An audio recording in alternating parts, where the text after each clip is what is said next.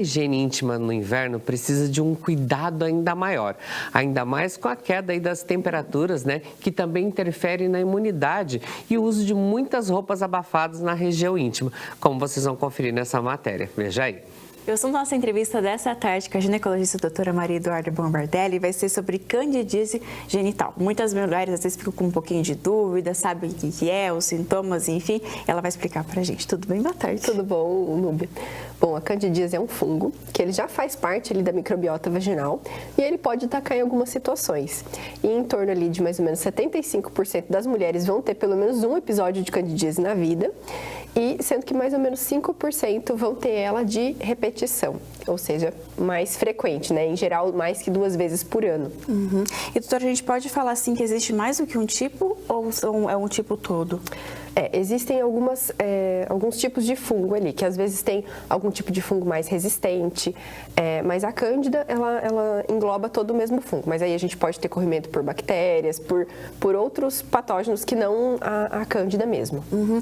E a gente pode falar assim, doutora, que a mulher, como que ela pode começar a desconfiar, algum sintoma, alguma coisa que pode se tratar da candidíase? Isso, geralmente os sintomas mais comuns são a coceira, né, tanto por dentro ali quanto por fora, a ardência, né, principalmente ali na hora de ter relação, às vezes a ardência na hora de urinar também pode acontecer, e um corrimento mais esbranquiçado, às vezes com pedacinhos, assim, é muito característico da cândida, mas é importante não se automedicar. Exatamente isso que você falou, doutora, porque às vezes as mulheres vão, mas para minha amiga foi isso, para minha vizinha foi aquilo, vai passar uma pomada, tomar isso, tomar aquilo. Não, começou a ter uma desconfiança, algum sinalzinho diferente, procurar a ajuda de um profissional. Isso, porque a maioria das pacientes que eu atendo que tem a candidíase de repetição começaram dessa forma, então tratando alguma coisa e aí a gente vai desenvolvendo uma resistência por causa do tratamento inadequado. E existem alguns fatores, doutora, que pode contribuir para o desenvolvimento ou não? Isso, a queda na imunidade é uma coisa que geralmente acontece, né, quando tem essa queda na imunidade, acaba acontecendo a candidíase. Então, geralmente, quando pega uma gripe ou quando toma um antibiótico, isso também é bem comum, porque a gente acaba, sem querer, com o antibiótico, matando uma parte daquela microbiota que protege a vagina. Quadros intestinais, então, diarreia, essas coisas que também tiram um pouco daquela proteção da imunidade, também acaba tendo um pouco de candidíase. Eu falo, no verão também ela é bem comum, né, por causa da piscina, da praia, né, de ficar mais úmido, mais molhado, com a região mais abafada. Então, são coisas que predispõem ali o surgimento da cândida. E a gente pode falar agora no inverno também, doutora, que a gente usa mais calça também, enfim. Isso também contribui para o desenvolvimento? Isso, por causa do abafamento que fica na região. Então, eu falo assim, dias muito frio, que a gente às vezes acaba usando 2 calças, né? E também eu falo, a gente não quer refrescar nada, a gente quer ficar todo coberto, né? Então, por causa do abafamento, acaba que sim. E principalmente durante a menstruação também com o uso de absorvente, principalmente absorvente interno, né? Porque ele vai abafar toda a vagina e o absorvente normal também, ele vai, né, tampar ali e deixar tudo ali mais abafado. Então, isso também acaba que aumenta a chance. E a gente pode falar, então, nesses casos, doutora, até no inverno, às vezes quando a mulher está nesse período também menstrual, o que ela pode fazer para tentar evitar? Primeiro, a higiene adequada, né? Tentar não deixar tão abafado ali, no inverno é mais difícil, né? Mas outra coisa que eu recomendo bastante é o uso do coletor menstrual ou daquelas calcinhas absorventes também.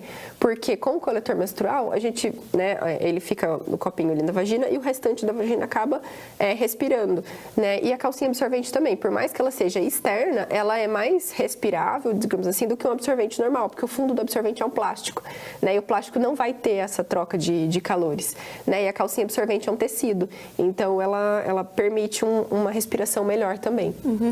E no caso dos doutores das mulheres que não se identificam, às vezes não gostam de nenhum desses tipos que você comentou, gostam do convencional, é indicado fazer mais trocas desse absorvente? Isso também, a gente não deixar ele por muito tempo, porque aquele sangue ele é um meio de cultura para as bactérias, né? Então, né, fazer uma troca ali pelo menos a cada 4 horas, né? Ou não esperar, deixar aquilo, né, muito cheio, alguma coisa assim, e também optar por marcas ou por modelos que sejam um pouco mais respiráveis. Uhum.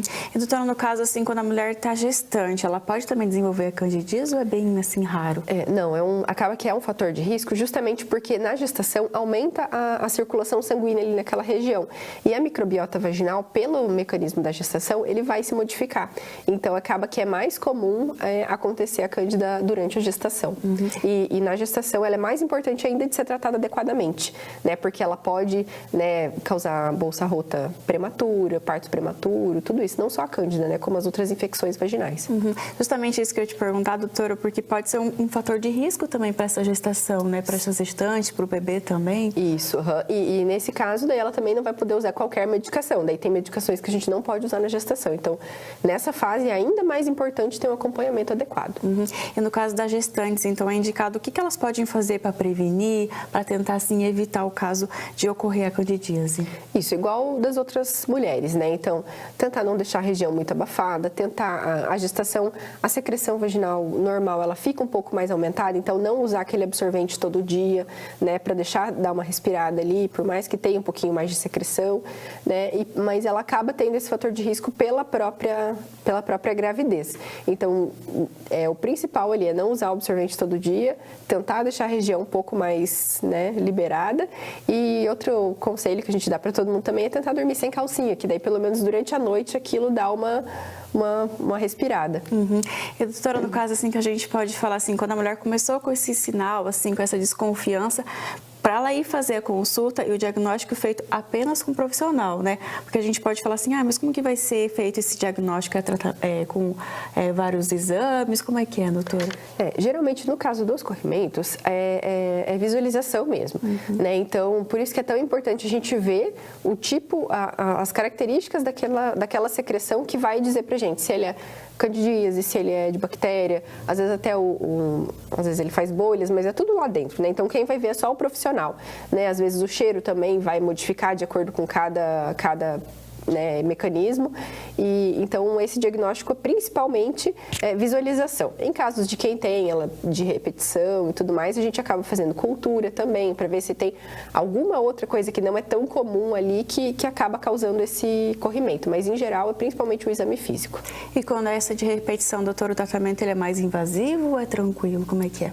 O tratamento ele é mais, eu falo, prolongado, porque a gente tem que mexer em vários mecanismos, tanto na imunidade quanto na própria colonização ali da microbiota vaginal, porque isso se modifica. O tecido da vagina, a pele da vagina, ele vai mudando dependendo do tempo que a pessoa tem essa cândida. Então, aí nesses casos, a gente acaba usando laser vaginal, a gente acaba usando imunoterapia. Então, e são tratamentos mais prolongados. Então, em geral, com o laser ali em torno de 3 meses, mas também com a imunoterapia mais prolongada, daí um tratamento em torno de 1 ano. Então, não é fácil. Depois que você entrou naquele círculo da candidíase de repetição, não é fácil sair. Por isso que, né, o ideal é a gente não entrar nisso.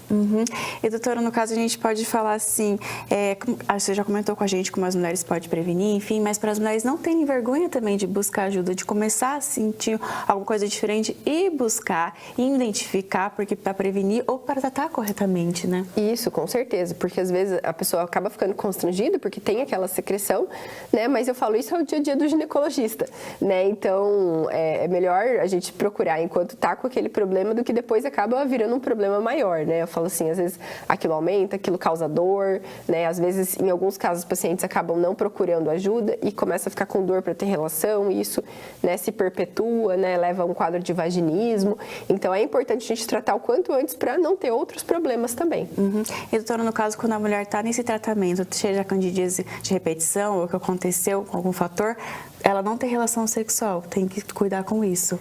Porque geralmente, daí, quando ela tiver com esse corrimento, vai acabar ficando dolorido. Então, é melhor mesmo que não tenha e até terminar o tratamento, né? Doutora, pra gente finalizar, então, eu quero que você fale pra gente novamente as formas de prevenir, até no caso, assim, quando as mulheres começarem, assim, e buscar ajuda também para quebrar esse preconceito de, mas eu vou ir, enfim, vai me identificar. Mas você tem que cuidar da sua saúde, né? Tanto externa como interna também, a sua saúde íntima também. Isso, eu falo, a saúde íntima, ela é tão importante quanto a saúde do resto do corpo, né? Eu falo, às vezes ela vai interferir na nossa autoestima, nosso bem-estar até mais do que o restante, né? Então, assim, pra gente prevenir isso no verão, é tentar não ficar com roupa molhada, né? Ou então, sei que às vezes a gente acaba ficando muito tempo na piscina, na praia, tudo isso, tentar não ficar muito tempo com, às vezes, trocar ou às vezes secar bem também, dormir sem calcinha, não usar o absorvente todo dia, a gente não recomenda o uso de sabonete íntimo também, não lavar por dentro da vagina, falo dentro do canal, só por fora, né, com água e sabonete normal. Também tentar não deixar muito abafada ali a região.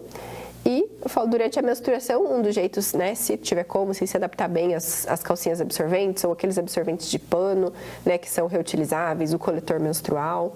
Tudo isso dá pra gente prevenir. Doutora, então eu quero te agradecer por explicar um pouquinho pra gente. Eu quero que você faça convite para as pessoas te acompanhar no Instagram. Às vezes ficou com um pouquinho de dúvida, também te mandar uma mensagem por lá. Obrigada a vocês. Sim, então lá no meu Instagram eu falo bastante sobre cândida, que é um problema muito recorrente. Então, se tiverem alguma dúvida, pode me acompanhar por lá. O meu Instagram é doutora Maria Eduarda Gineco.